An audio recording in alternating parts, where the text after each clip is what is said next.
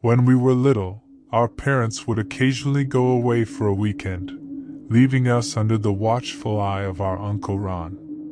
He had always been single, but his love for children made him the perfect caretaker. One Friday night, the same night our parents left town, we all gathered in the living room, watching Titanic during a monstrous snowstorm. It was a cozy evening, filled with laughter and warmth. As the movie played, the power flickered briefly, causing the VCR to reset. We quickly got it back to where we were in the movie. Shortly after, Uncle Ron fell fast asleep on the couch, exhausted from a long day. We let him sleep, whispering and giggling to ourselves, eager to see what would happen next in the film. It was at that moment, during a pivotal scene where Rosa was running with an axe back to the room where Jack was trapped, that one of my brothers excused himself to go to the bathroom. On his way back, he decided to step outside, likely just to admire the snow.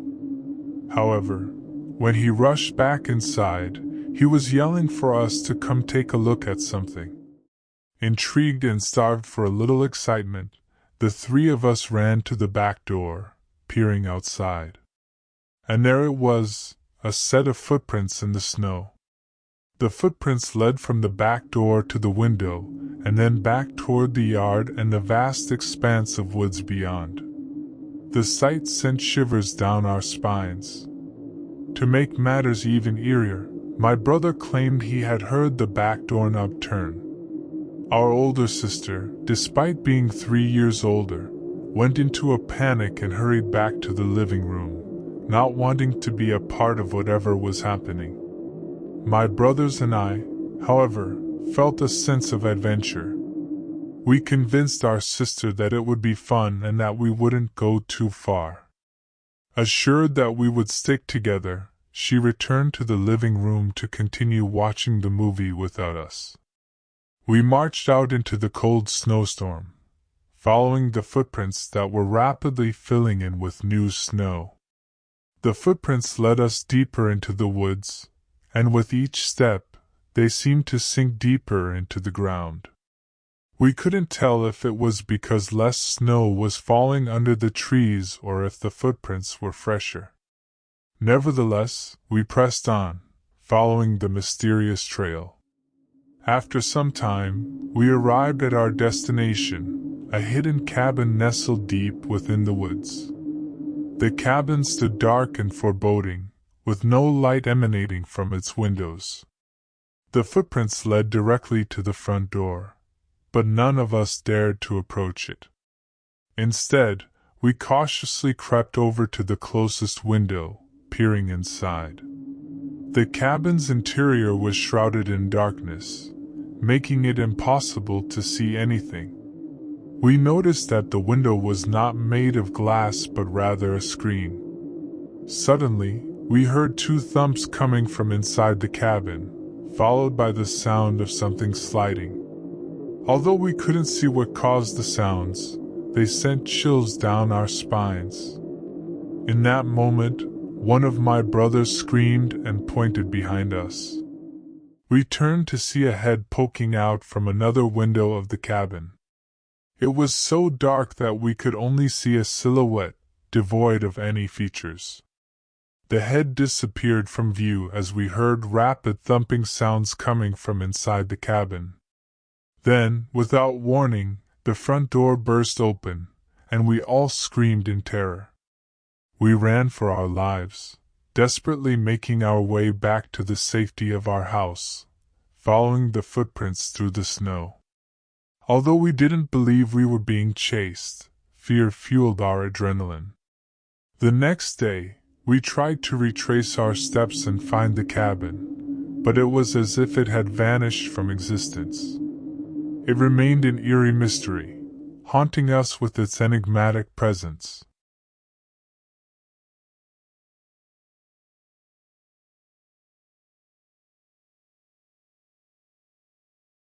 On a rainy day, I found myself wandering through the dense woods, equipped with nothing but my backpack containing spare clothes, a flashlight, a tripod, a camera, and some granola bars. As a photographer and video editor, I wanted to capture footage of the forest during the rain, as well as take some captivating pictures. Little did I know that this would become the most challenging and unnerving day of my life. After some time, I realized that I had lost my way. Panic surged through me as frustration and anger boiled within. I screamed in frustration, feeling the weight of the situation pressing down on me. All I wanted was to find my car and escape this maze of trees. As I continued my aimless trek, my senses heightened, attuned to every sound around me. Amidst the drizzle, I began to pick up on noises, an unsettling symphony of footsteps. At first, I dismissed them, attributing them to the animals that inhabited the forest. However, as the footsteps persisted, my fear intensified. The thought of being hunted by a bear loomed in my mind. Determined to stay alert, I slowed my own footsteps, hoping to discern the direction from which the mysterious sounds were emanating. With each step, the anticipation grew, and I turned my head swiftly in response to each new noise. And then I saw it, a glimpse of a half-hidden figure behind a tree, as if believing it was safe from my sight. My heart raced as I caught sight of the figure, which appeared massive and towering. Although I couldn't make out the details due to the rain and the dense foliage, I could sense its presence. The figure wore jeans, a dark blue jacket with the hood up, partially unzipped to reveal a white shirt underneath, and glasses that glinted in the muted light. It loomed ominously, concealing its face from view. Rather than confront or call out to the figure, I made a split-second decision to walk away, pretending I hadn't noticed it. Fear propelled me forward as I quickened my pace, my mind consumed with the thought of escaping this eerie encounter. As darkness settled, the rain continued its relentless downpour, further obscuring my path. My phone, which had previously been useless, suddenly showed a single bar of signal. With a surge of hope, I accessed the maps, desperately searching for the nearest road. Relief washed over me as I discovered a nearby road, offering a glimmer of hope in this labyrinth of trees. I wiped the rainwater off my phone screen and memorized the route. As I pressed forward, the sounds of footsteps intensified once more. The mysterious figure was drawing closer, its intent unknown. Ignoring the creeping dread, I continued my brisk walk, feeling the weight of anxiety on my shoulders. Finally, I reached the road, a beacon of salvation amidst the darkness. Without hesitation I ran, propelled by the primal instinct to survive. The rhythmic pounding of my footsteps echoed through the night as adrenaline surged through my veins. Eventually, I found safety within the confines of my car, seeking solace and relief from the harrowing ordeal. As I drove away, my mind replayed the events, struggling to comprehend the encounter I had just experienced. I reflected on the mysterious figure, the unnerving footsteps, and the inexplicable sense of being pursued. To this day, I wonder who, or what, was hidden within those haunting woods.